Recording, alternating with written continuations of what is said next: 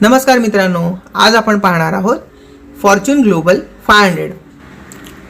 Fortune global 500 यादी 2025.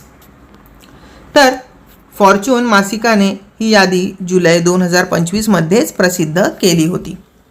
ही यादी जगभरातील 500 सर्वात मोठ्या कंपन्यांना त्यांच्या एकूण महसुलावर म्हणजेच उत्पन्नावर आधारित क्रमवारी देते. या यादीमध्ये एकूण 9 भारतीय कंपन्यांचा समावेश आहे. तर मित्रांनो, 500 ह्या सर्वात मोठ्या कंपन्यांमध्ये फक्त 9 भारतीय कंपन्यांचा समावेश आहे. जागतिक क्रमवारीमध्ये सगळ्यात शीर्ष कंपन्या म्हणजेच सगळ्यात मोठ्या क्रमवारीमध्ये असणाऱ्या कंपन्या आपण पाहून घेऊयात. पहिले आहे वॉलमार्ट. वॉलमार्ट ही कंपनी अमेरिकेची आहे. सलग 12व्या वर्षी ती 1 नंबरवर आहे. आणि दुसरे आहे ॲमेझॉन. ॲमेझॉनसुद्धा अमेरिकेचीच कंपनी आहे आणि ती दुसऱ्या क्रमांकावर आहे. तर आता पुढे जाऊया.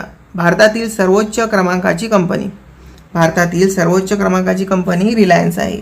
रिलायन्स इंडस्ट्रीज लिमिटेड RIL 88व्या क्रमांकासह भारतातील सर्वोच्च क्रमांकाची कंपनी ही आहे. सर्वाधिक कंपन्या असणारे देश.